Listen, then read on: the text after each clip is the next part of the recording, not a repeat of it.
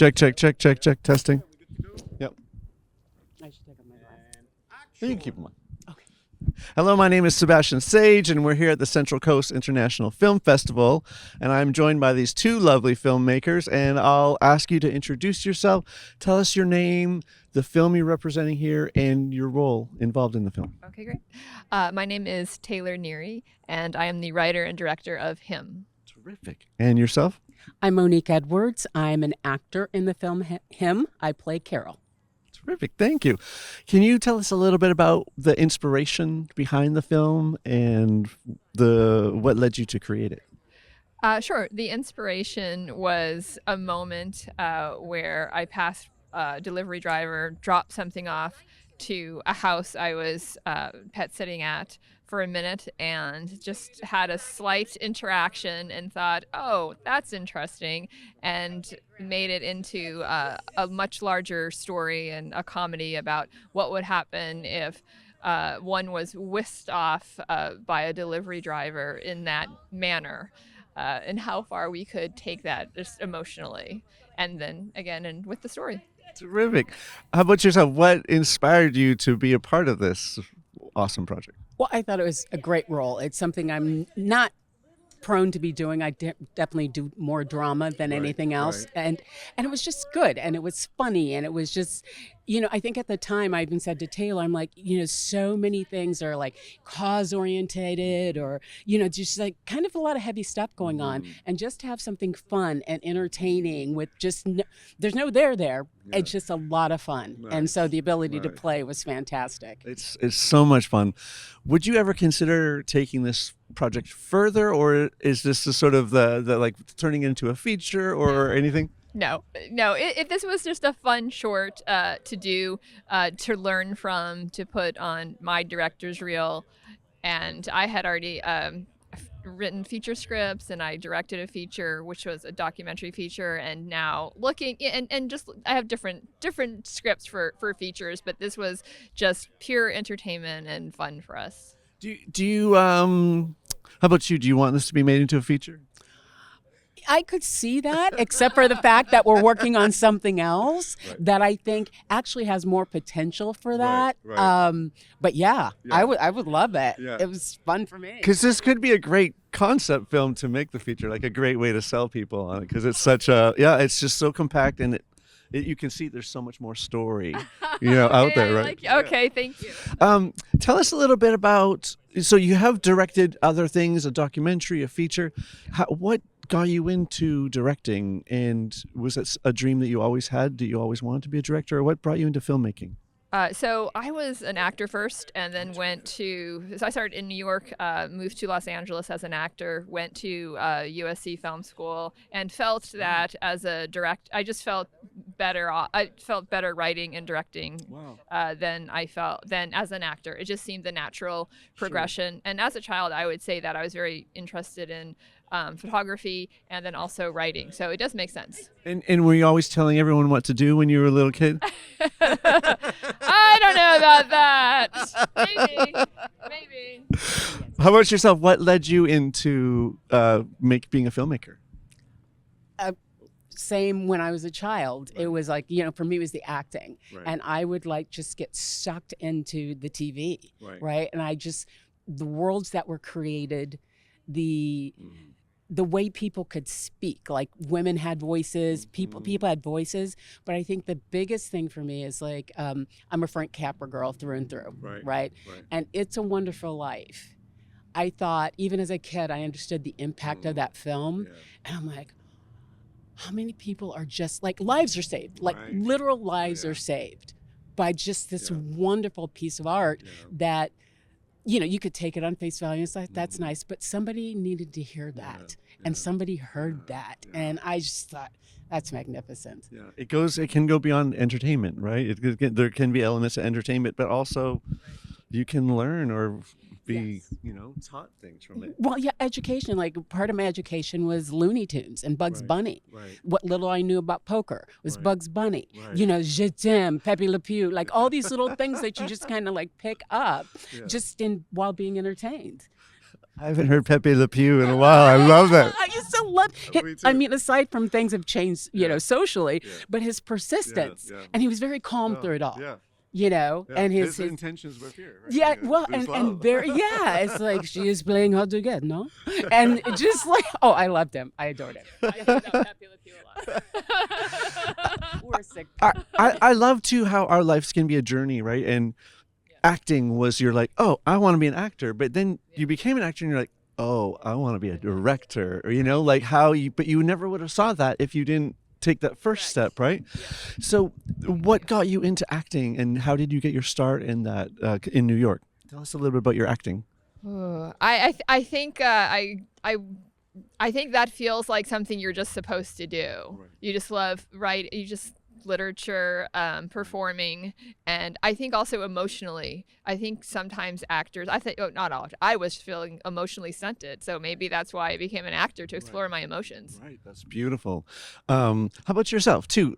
So would you ever want to, now that you're an actor, would you ever want to write or direct or take this in any other directions? Or are you happy?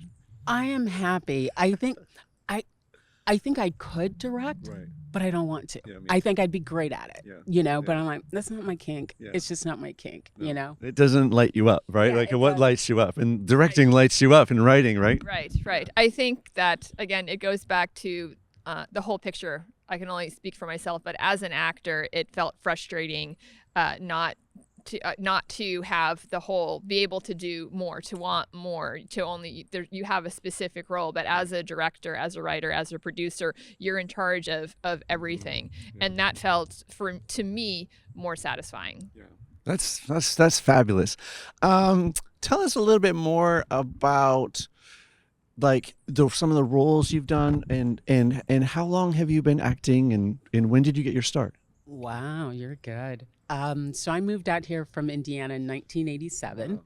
My first job was I think extra job, they used to call it back then, was Days of Our Lives, which I used to watch back on. I'm like, I'm on Days of Our Lives. And then I got my under 5 and da-da-da. And actually my first guest starring role was the original 90210. Yeah, so I've been doing it a minute. I'm going back and watching that. Oh my God, it was like so great. Kelly gets burned and I'm her nose. It's just fabulous. But yeah, over the years I found that I love drama because that's not really a part of my real life. I don't like drama. It's like goofy Looney Tunes, blah blah blah. But when the dramas come up, yes, it's like because it's something outside of myself. That is just a lot of fun. And then I would say over the last, I don't know, 4 years or something. COVID, you have to add 3. But I would say over the last 4 years, like comedy has showed up. Like I did a couple episodes of Friends and How I Met Your Mother. But as far as like actually what I call teeth work, like getting to do something, the comedy side is, coming up, which is, like I like Leslie Nielsen in the original Airplanes, right? He was the heavy. He was always the heavy. You were going to die if Leslie Nielsen was in the film. And to see him in that kind of thing, it just, it was money. So yeah, I think that's kind of where I'm at now. It's like, let's laugh more. That's terrific. I love that. Do you have anything next? What are you working on? Are you going to take this film to a few other festivals? Are you going to let share it with other people, or? Sure. Well, we've been doing a lot of festivals, and so we have, we may have more to do, but and then we'll put it on like my website or YouTube, so we haven't done any of that yet. And then we have, I'm working on a music video, and then another short that we have that is written, and we'll shoot that, in the next however many months. Yeah, so we're excited to you just want to keep directing, keep moving forward, having scripts. I mean, just stuck at studios, and that just got old after quite a few minutes. I do love that sense of like being a director and taking sort of you having control over the project. Like as actors, we do our thing and then we're like bye, and we're like, I hope it gets finished. I hope it's good. I hope Well, I want to say this is also the director, writer, producer's job, is that I made to get it out to as many festivals as will have us. That's wonderful. I love it.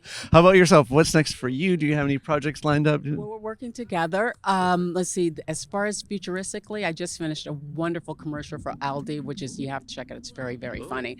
But futuristically, let me see. I don't think there's anything on the horizon right now. Right. Yeah. Just keep putting one foot in front of the other, and Okay, until you fall on your face. well, until things come into your life. Yeah, but no, it's great, and that's the job, right? You do the job, you find another job, no matter whether you're in a series or you're doing day play or you're doing guest star.